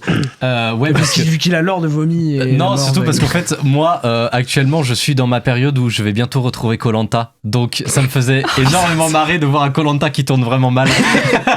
Et non, en fait, le film, c'est un bon divertissement. Mais ouais, par contre, je vous rejoins sur le fait que c'est un peu un pétard mouillé. C'est-à-dire qu'il a les capacités d'être ultra explosif. Où vraiment, il y a des trucs, on se dit, allez, vas-y, c'est maintenant. Et scène suivante. Et c'est un peu dommage, c'est un poil dommage. Ouais, parce et que... vous êtes resté sur votre fin? Ouais, et moi je prends en exemple le climax où genre je me dis putain, quand tu vois un final de Evil Dead, ça va partir dans tous les sens, ça va se démembrer partout. Et au final je trouve ça un peu timide. En fait dès que ça devient intéressant, ils font non mais change de décor. Après la différence avec Evil Dead, c'est que là c'est des gens. Oui. Et la différence aussi. Du coup, et la différence on peut aussi, c'est que mettre un doigt dans l'œil, mais si on fait plus, ça va être compliqué. Alors, pour après faire le climax. Là, il se trouve que le film est produit par 20th Century Studios, donc filiale de Disney, et je pense qu'ils ont demandé à Rémi d'être un peu sage. D'ailleurs, sachant que pas, ils ont fait Alien Romulus l'année dernière, tu vois. Sachant qu'il était attaché dessus avant Doctor Strange, donc je pense qu'ils ont dit tu fais ton Doctor Strange et nous on te finance ton film de survival. Ouais, mais moi je pense pas que ce soit venant de Century Studios parce qu'ils ont produit des films d'horreur crades. Hein. Franchement, encore une fois, Romulus l'année dernière, c'était dégueu. Et puis il y avait Predator en novembre. Puis, voilà, je pense pas que ce soit ça. Non, je pense juste que Sam Raimi aussi, il y a des moments où il pète pas, tu vois. Enfin, mais genre, il est pas à l'aise en fait avec les budgets un peu comme ça, je trouve. Mais ce serait bien qu'il revienne à des petits films, vraiment tout petits films. C'est vrai que pour le gore, alors je n'ai vu aucun Sam Raimi, honte à moi, je sais. Mais t'as pas vu les Spider-Man ? Non. Et le seul extrait que j'ai en tête d'un film fait par Sam Raimi, c'est Evil Dead 2 où il a la tête de sa femme, je crois, sa copine, ouais. Voilà, qui est coincée dans un outillage et où il y a son corps sans tête qui veut le couper à la tronçonneuse. T'as pas vu l'œil? La scène de l'œil? Non, c'est trop drôle. Mais du coup, en sachant ça, je me suis dit, ok, donc je sais que Sam Raimi, on peut l'attendre un peu sur ça, et je me suis dit, c'est tout. Et mais pour moi, qui est hématophobe, le fait de ne pas eu de malaise ou de moments où je me suis senti mal, je me suis dit, ah oui, donc au fait, là, effectivement, on sent que il s'est arrêté au pire moment. En fait, il fallait pas s'arrêter, il fallait continuer sur la lancée dans laquelle il était. Par contre, big up à la meilleure vanne du film. Oh là là. Pardon, mais il faut qu'on en parle. C'est quoi? C'est même pas intégré dans le film, mais en gros, on a été dans notre séance. Alors, il y avait Naomi, il y avait Hugo et il y avait Simon qui était avec nous. Il y a un gars qui a lâché une caisse, sauf qu'il a lâché une caisse en toussant pour essayer de camoufler. Pour essayer de camoufler. Les enfants de 4 ans. Sauf qu'en fait, il l'a mal camouflé, ça s'entendait très très bien. Vous essayez de couvrir le fait que c'était Simon. Et le pire, c'est qu'en plus, vraiment, il a fait un moment où il y avait un blanc et où en plus, ça résonne dans toute la salle. Moi, ce qui m'a choqué, c'est on était deux à rire comme des baleines. Et vraiment, du coup, il y a eu le prout et après, il y avait juste nous deux morts de rire dans la salle. Et du coup, sinon, le film. Tu veux que... Le film est drôle, mais par contre, je n'ai jamais autant ri durant toute la séance que sur cette vanne-là. Donc en vrai, fallait peut-être inclure des proutes, en fait, en plus du vomi et de la morve. Sam Raimi. Il aurait pu, je pense pas que ça lui fasse peur. Oui, non, Sam Raimi. Pardon, mais la scène du rat. Ah oui, c'est génial, qu'est-ce qu'elle est extraordinaire cette scène. Et puis surtout, j'étais presque un peu déçu, moi. Tout se porte sur cette scène, tout se porte sur la performance. Parce que pour Dylan O'Brien, ça doit pas être facile à jouer. Le fait de n'être rien à ce moment-là. Je te jure que Dylan O'Brien, faut que tu le vois dans plus de films parce qu'il est exceptionnel. Dans Saturday Night, la façon dont il arrive, même pour un acteur, à singer, je veux dire, c'est fou. D'une manière générale, pour un acteur, le fait de jouer rien, ça doit être dur. Et Rachel McAdams, elle est géniale à côté. Enfin, vraiment, Rachel McAdams, quand elle devient un vrai personnage de Sam Raimi qui aurait pu être dans un Evil Dead, pour moi, c'est validé. Genre, elle a complètement l'énergie qu'il faut. Mais de toute façon, le film, c'est eux deux. Tu vois, c'est quasi que eux deux. Donc forcément, le film porte énormément sur leur performance et ils sont extraordinaires. Ouais. Bon, bah écoutez, chez TCS, on est visiblement plus attiré par... Ah, tu voulais rajouter un truc? Non, mais tu m'as juste pas demandé ce que j'avais pensé du film. Bah, t'en as pensé quoi? Yes, C'était bien, allez.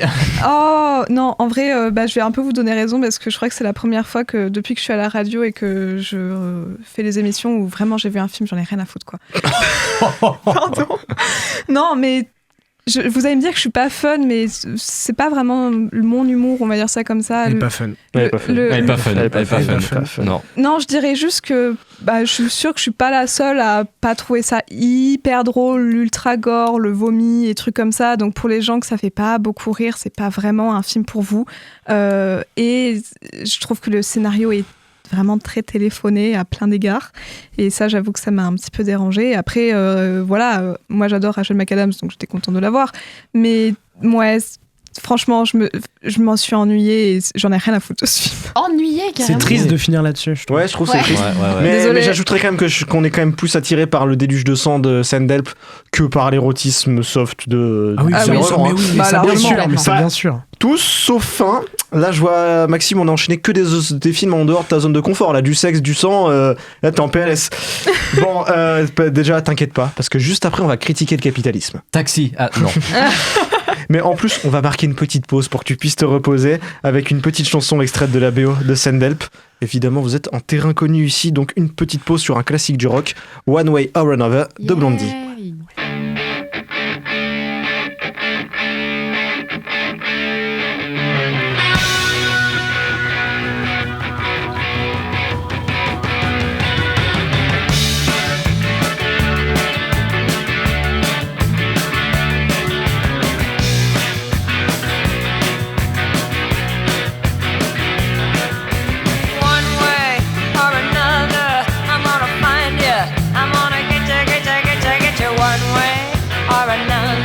I'm gonna win ya.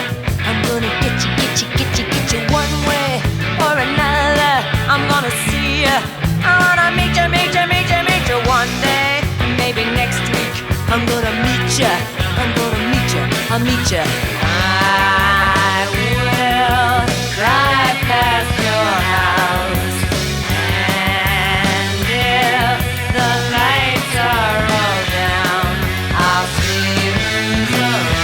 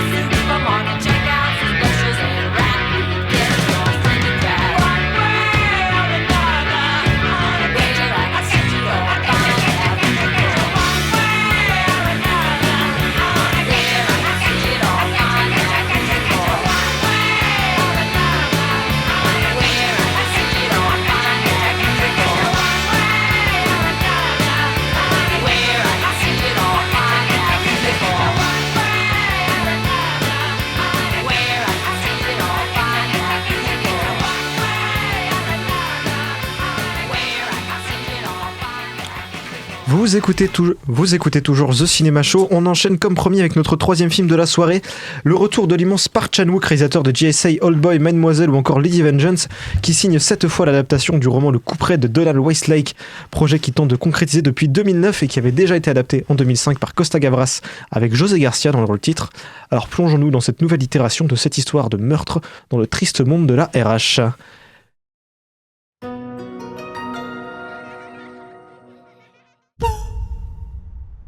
미국에서는 해고를 도끼질한다고 그런다면서요. 한국에선 뭐라 그러는지 아세요? 넌 뭐가지야? 사랑하는 내가 그거 엄마 아무도 날 치지 않아.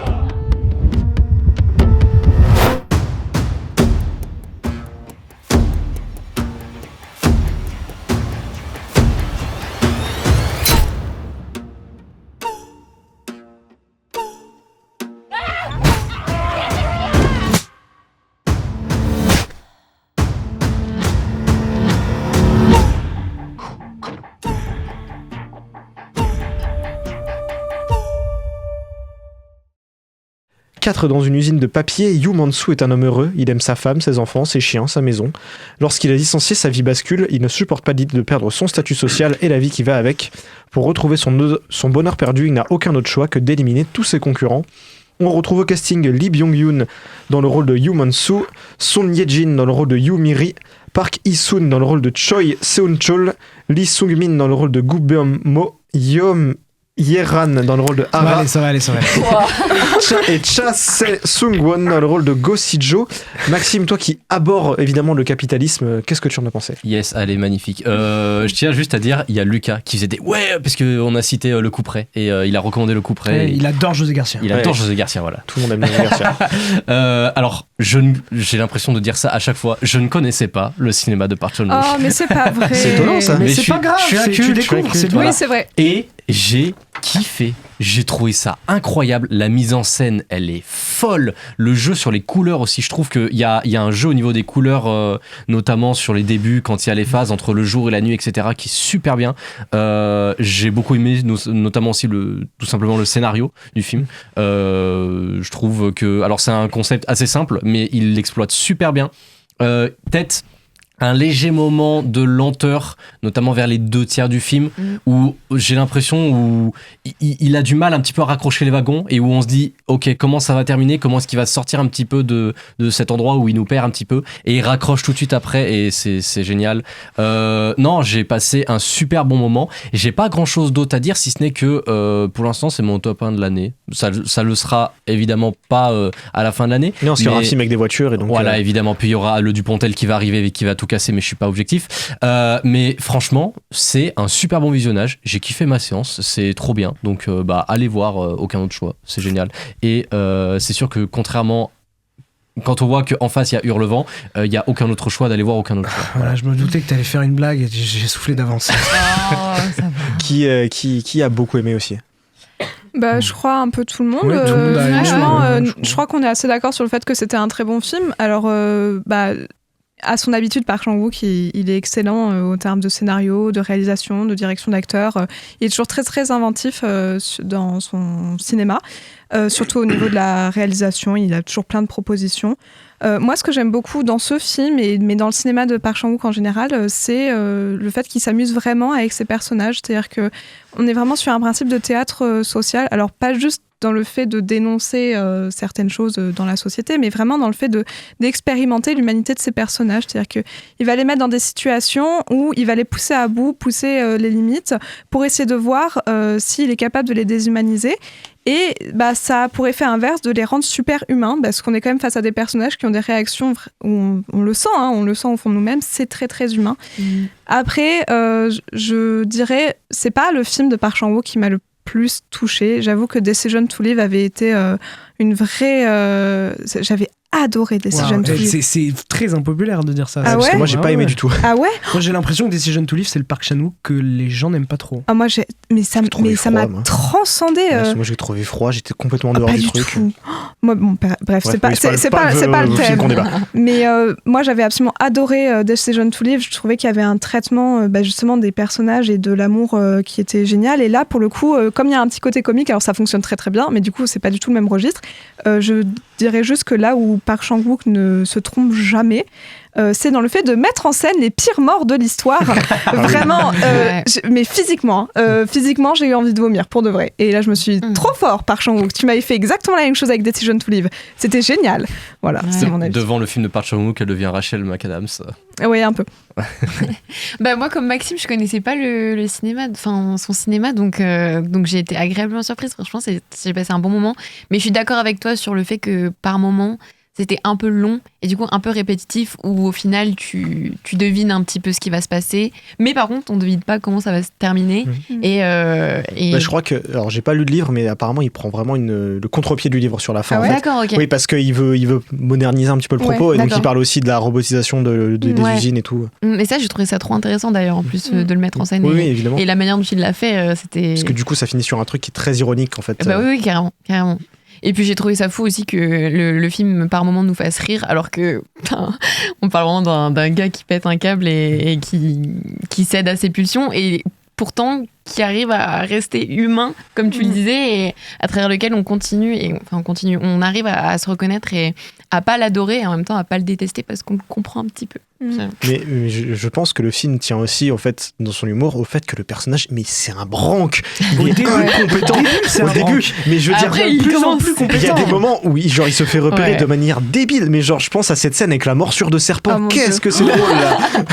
Surtout, et surtout, tu t'attends à ce que. Le comique est fou. Oui, surtout pour le FaceTime. Ouais, c'est vraiment le ressort. Le FaceTime, la résolution du truc, le fait que du coup tu te dis ok d'accord, donc il va tisser une relation entre les deux personnages et en fait ça vire complètement à autre chose.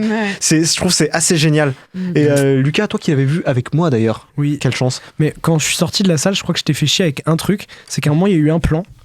Et à la fin de la séance, j'ai regardé Hugo, j'ai fait c'est pas possible de faire ce plan, c'est physiquement pas possible de faire ce plan. C'est lequel ? C'est le plan sur la tablette. À la fin, il y a un plan sur la tablette où il passe la tablette à la femme d'un personnage et après la tablette elle revient sur les policiers et en fait la caméra ne bouge pas, c'est que la tablette qui bouge. Et en fait, donc ce film rentre dans la catégorie très fermée des films où à un moment je me suis dit non, ça c'est pas possible de le faire avec sa caméra, tu m'auras pas. Et la dernière fois c'était Évanoui, où j'avais eu une réflexion comme ça, et là vraiment j'étais au cinéma, je regardais le plan et je fais mais non, je peux pas faire ça, je veux que tu m'expliques comment t'as fait ça Park Chan-wook, parce que c'est pas possible physiquement de faire ça. Mais du coup je trouve que c'est fantastique, il est trop fort. Réussir à faire des choses comme ça. Après ça fait parfois il y a vraiment des excès de style qui servent à rien. À un moment il y a une caméra sur un chien, ça sert à rien, ça dure 2 secondes, ça a dû être super chiant à filmer de mettre la caméra sur le chien, ça sert à rien. Mais c'est juste écoute, et si on mettait une caméra sur un chien, d'accord Chan-wook. Mais ouais, c'est super, le rythme il est fou. Moi je me suis pas ennuyé du tout. Je trouve justement que en fait le fait qu'au début ce soit très long sur un personnage, puis après il passe à un autre et c'est moins long, et puis après il passe à un autre, c'est encore moins long. Je trouve que le rythme il est cool. Je trouve que ça il y a vraiment ce truc de graduellement il devient un peu meilleur dans ce qu'il fait. Et j'adore le fait que la fin soit super ironique et le fait que le film soit comique. Je trouve que ça vient du cinéma de Park Chan-wook de manière générale. Genre il y a des touches de comédie dans JSA alors que c'est un sujet quand même assez grave. Et j'adore ça chez Park Chan-wook. Je trouve qu'il a un humour noir qui est extraordinaire. Mais je pense qu'on va beaucoup le comparer celui-là à Parasite en vrai, parce qu'il y a le même côté ouais, farce. Oui. Mais c'est pas exactement le même aspect du capitalisme dont il se moque, mais il y a quand même ce jeu en fait où il alterne entre thriller et comédie tout le temps, comédie noire. C'est vrai que la première partie de Park Chan-wook de Parasite, elle était super drôle. Je m'en souviens que c'était vraiment. Au début, on se dit vraiment c'est une comédie Parasite, je trouve. Mais il y avait eu des affiches de Parasite en mode comédie française. Oui, c'était très drôle. C'est lui qui avait fait GSA, Joint Security Area. Oui. Je l'ai dit en plus. Je l'ai vu alors, et c'était trop bien aussi GSA. Et il a fait Old Boy aussi. J'ai pas vu Old Boy. Il faut voir Old Boy. Et Handmaiden, mais voilà. Ok. Oui, c'est vrai qu'il a fait Mademoiselle. Eh ben écoutez, merci chers chroniqueurs et chroniqueuses pour ces débats. Vous avez raté le début de l'émission, c'est pas grave, les tops sont là pour résumer nos avis en un seul classement.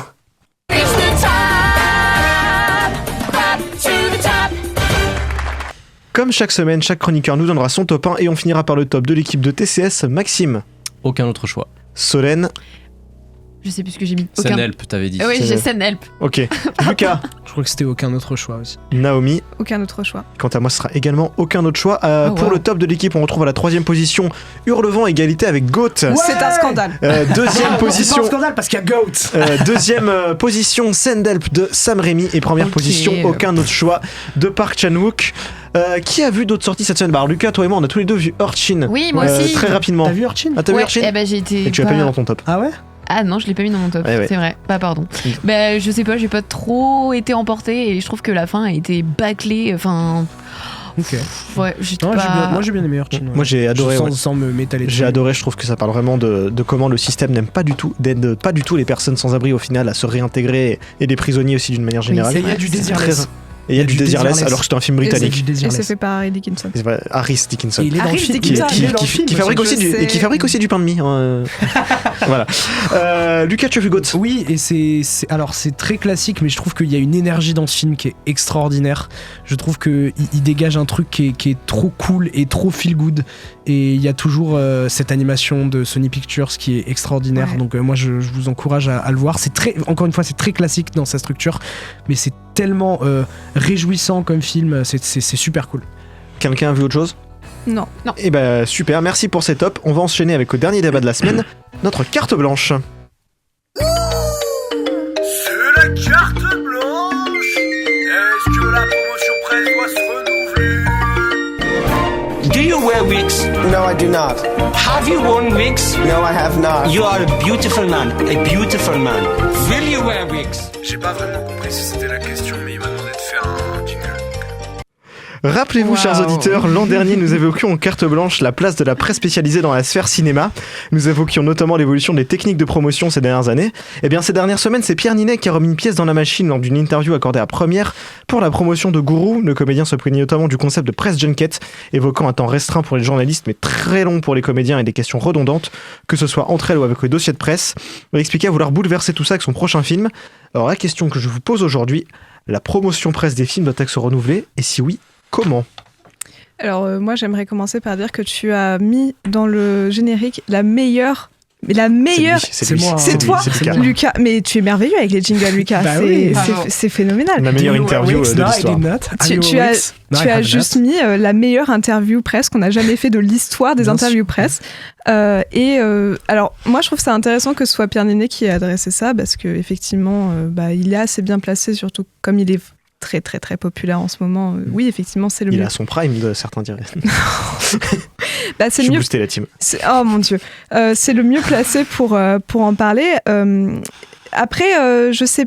Enfin, il a proposé de transformer les 5 minutes accordées à chaque journaliste en une grosse conférence de presse de 3 heures où tout le monde pourrait avoir les informations qu'ils ont envie d'avoir. Moi, je trouve que c'est effectivement un format assez intéressant. Après, est-ce que ça aurait cette impression de personnel En fait, c'est ça, c'est qu'en fait, quand il avait dit c'est ce qu'il avait proposé et que les gens du marketing disaient ben non, parce que les médias, ils aiment bien avoir un temps exclusif. Ouais, il y a quand même ce truc-là de la nécessité, mais même en termes de marketing, ça fait vendre de dire l'entrevue. Et l'entrevue, ça peut pas être dans une salle de conférence avec plein de personnes. Après, je trouve qu'il a raison, mais là où, la vérité, ça serait plutôt que c'est aux journalistes de renouveler les questions et en fait il faudrait que le mot se passe quoi. Oui, mais les journalistes n'ont pas le temps de travailler parce qu'en 5 minutes tu veux poser quoi comme question, tu peux pas rentrer dans le détail du film, donc forcément tu te mets à répéter des trucs un peu bateaux en fait. Après je trouve que en termes de... En fait c'est peut-être même pas forcément sur les questions qu'il faudrait renouveler mais plutôt sur le format. Alors il y a plein de trucs qui se font maintenant qui rendent ça vraiment bien, genre juste Hot Ones par pur principe, ça reste intéressant. Le vidéoclub de Combini. Exactement, où il y a ce format en Amérique où ils font venir des petits chiens. Et c'est les acteurs. T'as les acteurs qui s'assoient, qui a plein de petits chiens, et puis ils parlent de leur film. Après, la promotion aux États-Unis, c'est encore autre chose parce que on est plus dans le domaine de tout simplement de faire exister le film, mais de pas en parler en fait. Il y a beaucoup de la promotion des films, c'est beaucoup des trucs qui sont pas vraiment rapport avec le film. Oui, mais du coup, peut-être qu'on devrait s'inspirer d'une manière ou d'une autre. Hot One, ça vient quand même des États-Unis. Mais là, mais on parle de presse, tu vois. Genre, l'important, c'est aussi poser des questions sur le film même, sur la carrière du gars. Mais ça n'empêche. Oui, mais il y a beaucoup de formats aux États-Unis où justement, c'est pas ça. C'est juste du people ou c'est vraiment juste du divertissement. Mais Pardon, vas-y, non, vas-y. Bah, moi, j'allais dire, après, est-ce que ça a une utilité et est-ce qu'au final, nous, en tant que spectateurs, ça sert à quelque chose de voir exactement les mêmes réponses et les mêmes questions juste sur différents médias, en fait. Oui, non, parce que du coup, ok, ils ont une entrevue et ça dure 5 minutes, mais les questions restent les mêmes. Ouais. Et au final, les acteurs répondent aux mêmes questions et au final, on retrouve les mêmes entrevues, mais juste sur différents médias. D'ailleurs, pour les acteurs, ça dure, Pierre-Nil, Bah oui, 10 heures, c'est où ce qu'il c'est les disait, mêmes ouais. 5 minutes en boucle. Bah quoi. oui, c'est ça. C'est pour ça. Ou alors, si c'est pas le format qu'on modifie, c'est la personne qui interviewe. C'est-à-dire qu'il y a plein de gens qui deviennent très connus pour leur manière d'interviewer. Alors, il y en a une aux États-Unis, je me rappelle plus du tout comment elle s'appelle, mais justement, elle s'est rendue célèbre pour les questions qu'elle posait. Et sinon, ça a aussi donné lieu à une des meilleures interviews oh, je suis désolée pour le Blade Runner 2049 avec Ryan Gosling. Merci, Ryan Gosling et Harrison Ford, où il y a cette femme qui pose des questions et puis elle a détesté le film et ça fait mourir de rire les deux acteurs et bah, du coup ça donne une ambiance complètement différente et c'est intéressant parce que du coup les gens vont pas poser les mêmes questions. Justement. Et une des meilleures interviews de l'histoire, c'est aussi le Fast and Curious de Joaquin Phoenix. Voilà. C'est vrai. Je vous invite à aller le voir. Je vous dis pas comment c'est, mais ça devrait pas vous prendre trop de temps. Enfin, c'est l'indice que je peux vous donner. Il y a les formats comme les Beyond Two Ferns qui sont très cool aussi. Ça, je connais pas du tout. C'est les entre-deux fougères de Zach Galifianakis où il invitait des célébrités, il leur posait que des questions de merde. Ah oui. En fait, ils font que se clasher pendant une demi-heure. Ah, mon Dieu, c'est merveilleux. Genre avec Steve Carell où il lui dit est-ce qu'avec ce nez, parfois quand tu vas à la plage, les gens disent oh mon Dieu, il y a un requin. Et lui, il dit et toi, quand tu vas à la plage, est-ce que les gens crient oh, il y a une baleine? Et je trouve que c'est fantastique. Il y a le comme format en ce moment que je vois pas mal de David Dasmalchian aussi où il fait parler les gens dans des coffins. Avec Cody Rhodes qui a dit qu'il voulait être président des États-Unis. Voilà, non mais voilà, ça a l'air d'être un format intéressant parce que allongé, on répond pas pareil que assis, je crois. Ouais. Mais moi j'ai vu l'interview d'avec Cody Rhodes, donc tu m'as eu. Ouais. Maxime, peut-être tu n'as pas réagi encore. Ouais, moi je dirais juste que en format d'interview, nous chez TCS, on est pas mal aussi. Oui, c'est vrai. On fait des bonnes interviews. Et parfois, on a une interview avec Jonathan Cohen, avec Lucas qui nous pose les meilleures questions et qui est incroyable. Et après, on a des interviews avec Christophe Gans qui se prend des shitstorms et des subreddits. Mais t'as un commentaire à faire ou tu vas juste énumérer des faits là? Non, en termes de marketing, après moi, je m'en fous un peu parce que qu'il y ait du marketing ou pas, dans tous les cas, je suis déjà à peu près convaincu, quoi qu'il arrive, si je vais voir un film ou pas, juste avec le titre, le réal, les acteurs qui sont dedans et le plot de manière générale. Donc en soi, moi, je me sens pas impacté par le marketing. Pour autant, c'est vrai que ça peut aider beaucoup de gens. Pas à nous, par exemple, en termes de concept que je trouve pas mal, il y a le concept aussi des interviews en ASMR qui se font pas mal, notamment le gars qui fait est-ce que les hétérosexuels vont bien. Je trouve que ce concept pourrait ultra bien marcher pour la promo d'un film. Il y a aussi un concept là qui est en train d'être développé que j'ai vu. C'est un gars qui a fait cette vidéo sur YouTube où il a invité 50 personnalités, notamment il y avait Alexandre Astier et tout ça, où il leur demandait simplement de parler de leur objet préféré. Ils ramenaient leur objet préféré, ils parlaient. Et je trouve que ça peut être intéressant. Non, mais même, aussi tu vois, un truc qui est intéressant, c'est de créer des crossovers, de se dire, tiens, il y a 3-4 films qui sortent la même semaine, venez, on réunit tous les mecs pour qu'ils parlent de films entre eux. C'est un peu ce que Variety fait, mais ils le font en fin d'année, après que tout soit sorti, donc c'est un peu con. Oui, mais parce que, en termes de logistique. Ah oui, bien sûr, c'est chiant. Mais si t'as l'occasion de le faire. Et puis bon, évidemment, aussi l'autre problème, c'est la place que prend l'influence dans le marketing maintenant, parce que entre une interview avec un magazine de cinéma et une vidéo chez McFly et Carlito, maintenant les distributeurs ils ont fait leur choix. Je pense à la promotion de Marsupilami. Est-ce qu'il y a 0 minute de Marsupilami qui est évoqué dans la vidéo avec McFly et Carlito? Oui, mais parce qu'en fait là, je pense que ce qui est en jeu, c'est pas du tout la même chose justement, parce que là tu parles de McFly et Carlito. L'un des premiers qui l'a fait sur YouTube, c'est Squeezie, quand il invitait les personnalités pour parler de leur projet sur qui est l'imposteur. Mais en fait, parce que là, ce qui va être mis en avant, c'est pas du tout la même chose. Ça va être la personnalité de l'acteur ou du réalisateur ou autre comme ça, qui va donner envie aux gens de venir voir le film parce qu'ils ont l'impression d'avoir rencontré une personne. Tout ce qui est revue de cinéma et autres, ça va aller chercher autre chose. Là, on va vraiment s'intéresser au film en lui-même, à la réalisation, à machin. Et du coup, c'est deux manières d'amener les gens à voir le film qui n'est pas la même. Qui est pas la même. Oui, mais et bon, pour moi, les deux se valent. Il pourrait aussi évoquer, tu vois, de quoi parle le film. Il n'y a même pas une bande-annonce qui est évoquée. Là, j'ai l'impression que c'est juste on met des gens, quoi. Mais parce que ce qui va attirer les gens dans les salles, c'est la personnalité. Ouais, et puis c'est peut-être pas ce que le public de McFly et Carlito cherche en cliquant sur la vidéo. Exactement. Après, le meilleur moyen d'avoir des bonnes recos cinéma, c'est de regarder les résultats des Lucky Awards. Oh putain, waouh, Putain, j'ai cru qu'il allait parler de TCS. T'es allé la chercher loin, celle-là. Smooth. C'est la semaine prochaine, c'est la semaine On prochaine. embrasse le réalisateur C'est des la Lucky semaine Awards, qui est un gars hyper sympa. Eh oui, il paraît. c'est moi.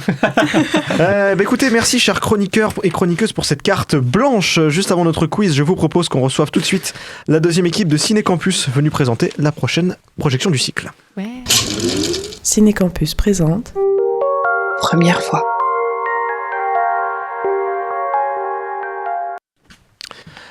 Alors cette semaine, nous recevons donc Lucie Kessoum et Maëlys Burquin. Bonjour à vous, comment ça va ? Bonjour, ça va et vous ? Ok. Ça va super. Ah bah, parfait alors. Est-ce que vous pouvez nous rappeler rapidement du coup ce qu'est Ciné Campus ? Alors Ciné Campus, c'est un cours qu'on a eu au dernier semestre où on a organisé un cycle de projection. On a choisi tout ce qui était le thème et les films, les intervenants. Et cette année, le thème s'est résisté. Ok, bah vous avez anticipé ma deuxième question. Et du coup, pourquoi ce thème ? On a un peu discuté tous ensemble au cours par rapport à ça. Il y a eu plusieurs thèmes qui sont ressortis. Et au final, c'est, on va dire, le thème global qui a été donné avec toutes les idées qui ont été données. Et ça a regroupé bien ce qu'on voulait exprimer. Ok. Alors pour cette deuxième séance de l'année, vous allez projeter Loin du Vietnam de Chris Marker, qu'il a aussi co-réalisé avec des gens super comme Agnès Varda et Alain Resnais et d'autres moins comme Jean-Luc Godard et Claude Lelouch. Est-ce que vous pourriez pitcher le film du coup ? Alors c'est donc tout ce collectif-là qui ont fait un film en 1967 par rapport à l'impérialisme de l'Amérique pendant la guerre du Vietnam. Ils sont là pour porter soutien à la population vietnamienne. Et c'est un documentaire qui offre des vues de chacun et chacune réalisateur, qui chacun montre une façon différente leur soutien à la population. Ok, et du coup, il s'est passé comment le choix du film ? Est-ce que c'est quelque chose qui est venu naturellement ? Et pourquoi vous êtes du coup finalement parti sur cette proposition ? Il y a eu plusieurs propositions, puis finalement, on s'est dit qu'un documentaire, ça serait bien. Parce que c'est pas souvent fait, je crois, dans les ciné-campus, mais ça, je suis pas sûre. Et une de nos coéquipières a proposé Loin du Vietnam, et on l'a regardé, et c'est celui-là qui est resté. Et du coup, en plus du film, qu'est-ce qu'on pourra retrouver pendant la séance ? On a un intervenant, du coup, c'est Sébastien Layerle. C'est un chercheur et maître de conférence. Il vient de Paris juste pour la projection. Donc voilà, il est spécialiste du cinéma militant dans les années 60-70 et aussi du cinéma politique. Ok. Et du coup, c'est quoi les principales difficultés que vous avez rencontrées pour mettre en place cette séance ? Ça a été... déjà, il y a eu un petit problème d'inversion de date. Ça a été une bonne expérience pour nous. Oui, ça s'est passé dans 1 mois et demi. Normalement. Voilà. Donc on a dû tous réorganiser, donc ça nous a permis de voir comment on pouvait rebondir dans ce genre de situation. Mais après, tout ce qui était organisation, par exemple, c'était pour le fait de contacter l'intervenant, mais c'était vraiment une très bonne expérience. Ok. Et du coup, est-ce que vous pouvez rappeler quand et où aura lieu la séance ? Alors, c'est le 23 février, donc lundi, à 20h. Et voilà, faut que je dise les tarifs ou pas ? Ah oui, s'il vous plaît. Et le lieu aussi, c'est à l'Utopia. Ah oui, c'est à l'Utopia du coup. Donc les tarifs, c'est 4,50 pour les étudiants, 7 € tarif plein. Et après, il y a un abonnement, c'est 50 € les 10 places. Ok. Voilà. Et où est-ce qu'on peut retrouver les infos sur la projection ? C'est sur notre compte Insta, c'est Ciné Campus UPV. Ok. À ma gauche, vous avez des questions ou pas ? Attends, je réfléchis. T'es pas obligé, hein. Non, j'ai pas de questions, malheureusement, Ok. j'aurais aimé en avoir, j'en ai pas. Ok, écoutez, merci à vous deux pour être venus nous présenter cette nouvelle beaucoup. séance Merci Ciné à Campus. De notre côté, on va enchaîner avec le quiz de la semaine, assuré ce soir par le président du fan club de Patrick Timsit, à savoir Lucas. Quel est ce savant, messieurs? Oui, savant de Marseille. Est-ce que Stevely est-il prêt? Je vais répéter la question. Oui, non. Oui. Oui, vrai, je ne sais pas. Quel est le prénom de Glu-Glu?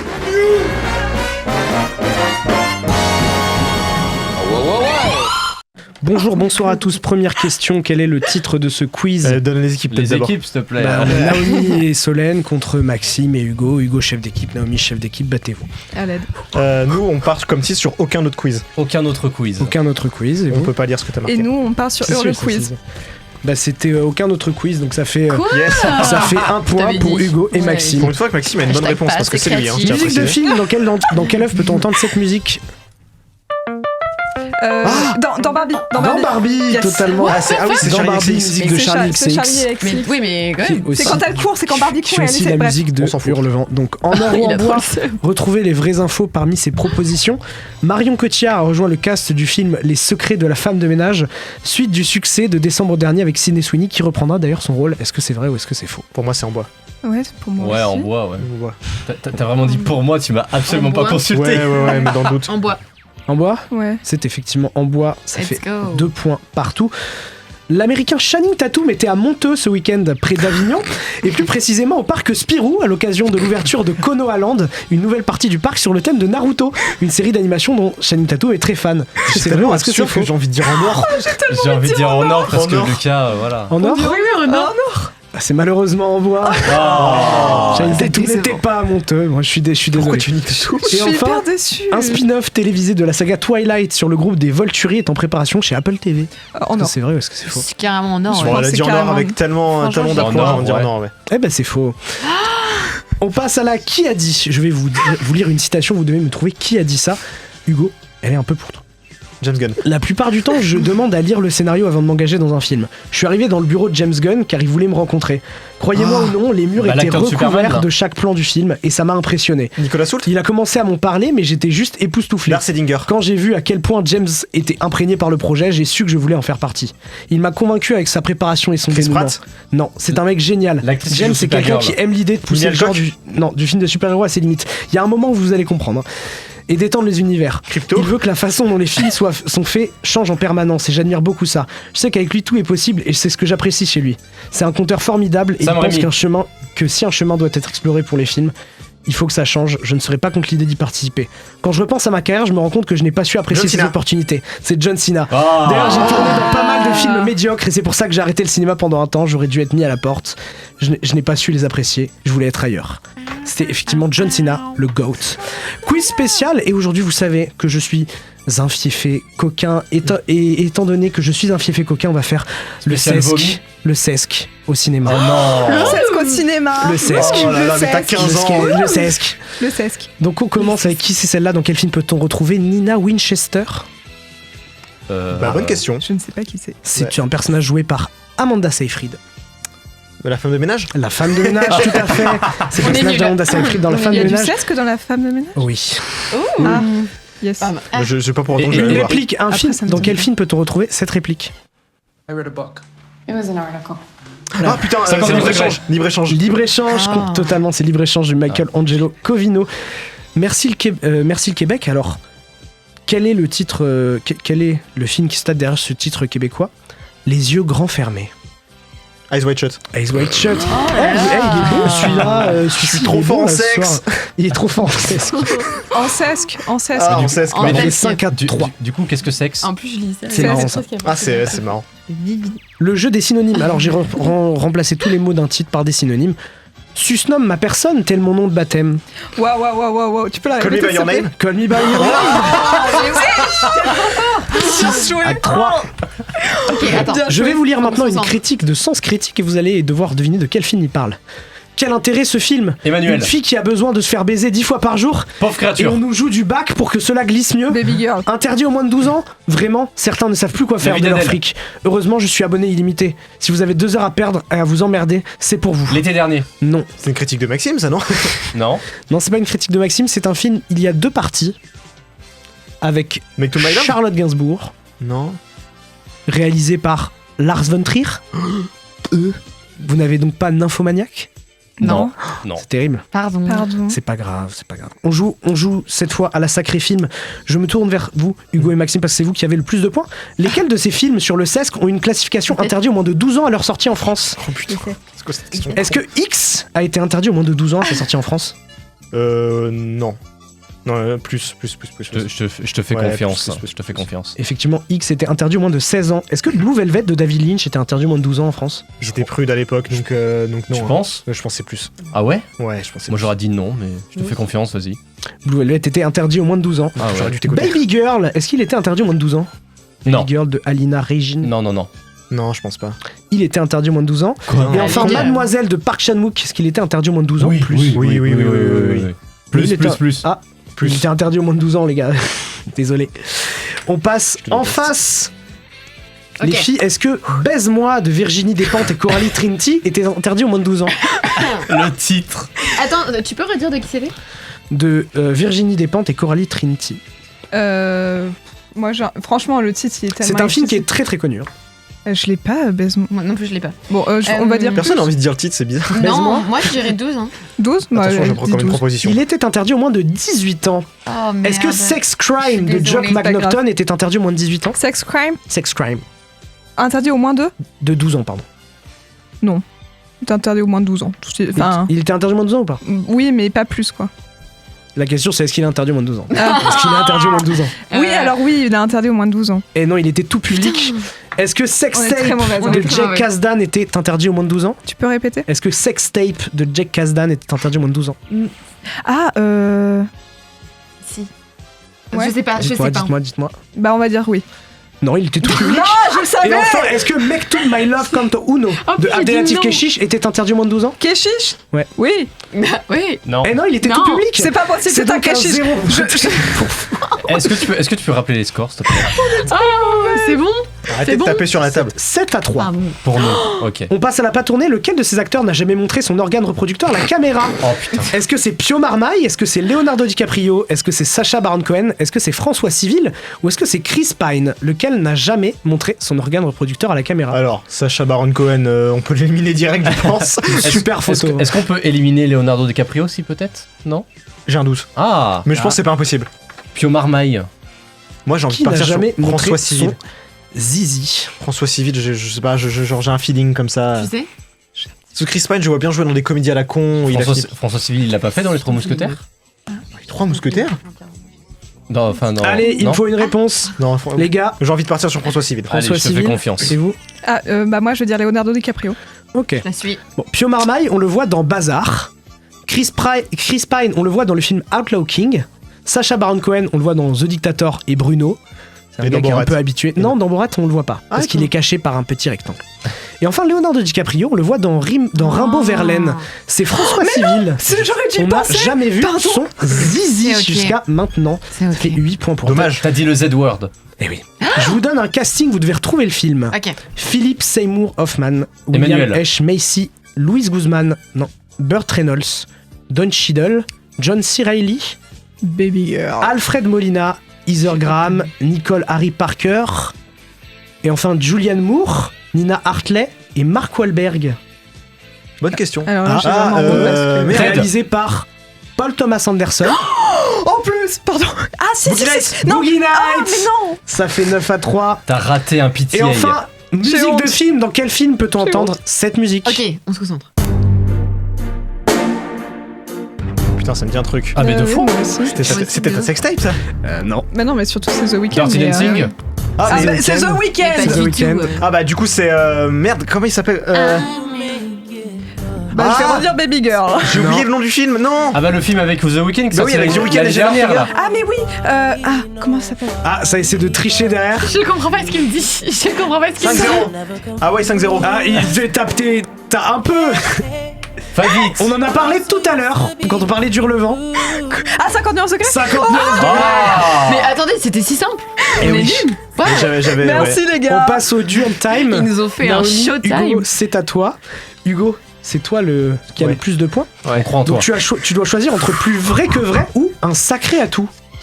Un sacré atout, parce que j'ai envie je me doute de ça va être quoi la question. Belle bite, belle Un bite. sac. Suite à un film, l'un de ses acteurs a vu une page Tumblr être créée dans le seul intérêt de parler de son zizi. De quel acteur s'agit-il? Est-ce que c'est Jason Segel pour ça, Sans Sarah Rien ne va? Est-ce que c'est Michael Fassbender pour Shame? Est-ce que c'est Tom Hardy pour Bronson? Ou est-ce que c'est Aaron Taylor Johnson pour A Million Little Pieces? Ah, j'ai envie... Alors, pour moi, c'est un des deux derniers. C'est soit Tom Hardy, soit Aaron Taylor Johnson. On va partir sur Tom Hardy. Tom Hardy ? Ouais. D'accord. C'est sûr, ça Aaron Taylor Johnson juste avec sa réaction, Naomi, je le sais. Non, trop tard. Naomi, toi tu as Plus vrai que vrai. Je pense que ça va être sur les prothèses. Lequel de ces films n'a pas fait appel à une véritable actrice pornographique ? Oh. Est-ce que c'est La Maison ? Est-ce que c'est Finalement ?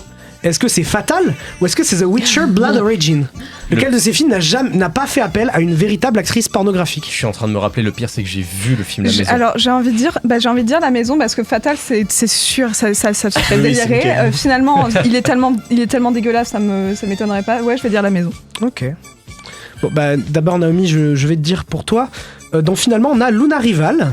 Dans The Witcher Blood Origin, on a l'actrice pornographique Katsuni qui a servi de doublure à Michelle Yeoh. Ouais, c'est sûr.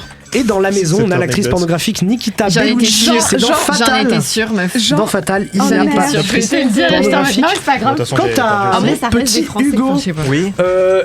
C'est un Tumblr qui s'appelle Fassbendic, qui est donc consacré au zizi de Michael Fassbender. Les gens sont fous. Mais tu m'enverras le lien. Quand même. Vous gagnez quand même parce que vous avez 5 points et vous en avez moins 1. Tu peux me rendre mes fiches, Je peux te rendre tes fiches, pardon. Et c'est ok, meuf. Et c'est ok. Et bah écoutez, merci Lucas pour ce quiz. On enchaîne désormais avec les recos de l'équipe. Alors si je peux me permettre de te donner un conseil, c'est oublie que t'as aucune chance, vas-y fonce. On sait jamais, sur un malentendu ça peut marcher. Toutes les semaines, les chroniqueurs et moi-même vous faisons part d'un coup de cœur plus ou moins lié au cinéma. Petit tour de table. Maxime, quel est ta reco ? C'est d'une utilité publique, c'est parce qu'on a besoin d'intellectuels dans ce monde de brut. Donc je vous recommande l'excellente vidéo qui est très instructive. Faire cuire un steak sur un moteur de voiture, ça fait quoi ? De Sylvain Live. Parce qu'on a besoin de savoir si avec une C3 plurielle on peut faire un bon barbecue cet été. Voilà. Solène, par pitié, remonte le niveau. Moi, c'est une série qui est sortie il y a très longtemps, en 2020, mais c'est Le Jeu de la Dame que j'ai recommencé là il y a pas longtemps. Parce que j'ai recommencé à jouer aux échecs et franchement elle est géniale, tout est bien, jusque dans les costumes ça a été travaillé, donc franchement allez la voir par pitié. Et il y a Anya Taylor-Joy. Et il y a vraiment, juste pour cette actrice. C'est un argument. Lucas qui a la meilleure reco, je crois. Et oui, parce que moi je vais vous recommander la projection de Enterre-moi du Goat Lucas Vanacker qui aura lieu donc ce mardi à la salle Jean Moulin. Ça va être trop bien. Je suis trop content d'avoir pu travailler sur ce projet. Je suis trop content que ça puisse passer en salle et que les gens puissent le voir sur grand écran. Et en plus, Lucas Vanacker, qui joue le rôle principal, qui a écrit le film et qui le réalise, est une personne non seulement très cool, mais en plus extrêmement belle. C'est un homme magnifique. Donc finalement, allez-y pour voir son magnifique minois sur grand écran. Tu m'enterres quand tu veux, Lucas. Et il était bien doté par la nature, si vous voulez savoir. Naomi, on finit par toi. Alors, vous avez pensé que je force, mais je vais vous recommander la musique Wuthering Heights de Kate Bush. Si vous voulez entendre une bonne adaptation du roman, car oui, ce n'est pas du tout impossible d'en faire une, je vous invite à vous plonger ou replonger dans les douces sonorités tragiques dont seule Kate Bush a le secret. Et je souhaite simplement rappeler que Queen Bush n'avait que 19 ans quand elle a écrit ce texte et a réussi... Elle n'avait pas lu le livre. Si. Ah merde, j'avais vu ça, c'était faux alors. Tu m'as juste coupé dans ma reco là. Ah, ouais. Donc, manspreading là. Elle n'avait que 19 ans quand elle a écrit ce texte et a réussi à englober toute l'essence du roman en 4 minutes de chanson. Madame Fennel, il s'agirait de revoir vos classiques et d'apprendre des plus grands. Moi, ma reco, c'est la saga Evil Dead parce que je suis quelqu'un de très simple finalement. Non, si vous avez jamais vu la trilogie Evil Dead, je vous la recommande. C'est un monument d'horreur, de comédie, de burlesque, de slapstick, de conneries. N'hésitez pas à la voir, c'est jusqu'au boutiste, jusqu'au bout. Et Bruce Campbell est un des meilleurs acteurs de slapstick de la période contemporaine puisque parce que bon, il détrônera pas Charlie Chaplin ou Buster Keaton, mais dans Evil Dead, il est excellent, notamment quand il doit se battre contre sa main. C'est la vérité. 2 recos bonus cette semaine, puisqu'on vous rappelle que, puisque les Césars sont de retour, le jeu concours de TCS est de retour. Faites vos pronostics pour tenter de remporter, rien cette année, les budgets ont baissé, vous savez, la France de Macron, tout ça. Faites vos pronostics pour les Césars 2026, et le meilleur pronostiqueur remportera nos félicitations. Et évidemment, la projection de Loin du Vietnam dans le cadre du cycle Ciné Campus de Chris Marker le 23 février à l'Utopia à 20h. On espère vous y voir nombreux. Merci du conseil. Mauvaise nouvelle, il est l'heure de refermer ce 21e épisode de cette saison 8. Alors merci à Lucas, Solène, Maxime et Naomi de m'avoir accompagné durant cette émission. Merci à toi. Deuxième merci à Lucas qui a signé 2 jingles cette semaine. Vous aurez certainement reconnu. Bravo Lucas. Merci surtout à nos amis de la régie, à savoir Yanis et Emma au son, ainsi que Lucas à la vidéo qui nous régale également chaque semaine avec les visuels de l'émission. Ambre aussi également, on m'informe. Merci aussi à Simon qui a organisé l'émission. On ne dit pas souvent alors qu'il le fait chaque semaine, donc merci. Oui, merci Simon. Vous nous découvrez et appréciez cette émission. Alors déjà, merci de nous découvrir et sachez que vous pouvez retrouver le replay de cet épisode et de tous les anciens épisodes sur YouTube et toutes les plateformes de podcast et que vous pouvez également nous retrouver sur Facebook, Instagram et TikTok, ce qui en acronyme nomme FIT, exactement comme pas moi. Sache également, toi public, que tu peux retrouver tous les spectacles de Franck Dubosc en DVD, ce qui n'a rien à voir avec TCS d'ailleurs. La semaine prochaine, Lucas B jouera à Fortnite. Ah oui. Enfin, ça sera le lundi, parce que le mercredi, il va animer l'émission, et le programme sera constitué du Rêve américain d'Anthony Marciano, de Couture d'Alice Vinocourt, et surtout du très attendu Marty Supreme de Josh Safdie, avec Timothée Chalamet, qui est fan de Saint-Étienne. Oui. Allez les Verts. D'ailleurs, à cette occasion, il y aura peut-être une petite surprise, mais j'en dis pas plus. Une interview de Timothée Chalamet ? Non, il y aura mieux. Il y aura mieux que ça. Mieux que ça. Bon, il me reste plus qu'à me rendre l'antenne en musique, et quoi de mieux pour finir cette émission que de prolonger encore un peu l'énergie de la Saint-Valentin. Et oui, car ce que vous ne le savez peut-être pas, mais j'aime d'un amour inconditionnel le cinéma de James Gunn. Et donc, quoi de mieux pour clôturer cette émission que de terminer sur un extrait de la BO de la saison 2 de Peacemaker et de rendre également hommage pour cette Saint-Valentin à un de mes couples préférés à l'écran de 2025, savoir Peacemaker et Harcourt, sachant que l'autre couple, c'est Superman et Lois Lane, donc encore un couple signé James Gunn. Bon, bref de digression, on se quitte avec Nelson et To Get Back to You. D'ailleurs, moi aussi, j'espère vous revenir prochainement. D'ici là, soyez heureux, n'hésitez pas à vous laisser entraîner sur ce magnifique slow et rendez-vous mercredi prochain 19h ou dès maintenant en replay.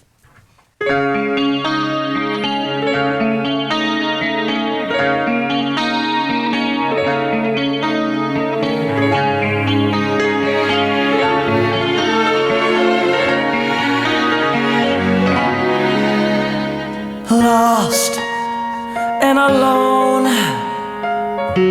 yet nobody knows. My magazine smiles kept prying eyes at bay. For days, then for years, I shrugged off all the tears I've tasted. I brought down the house, a star in this masquerade.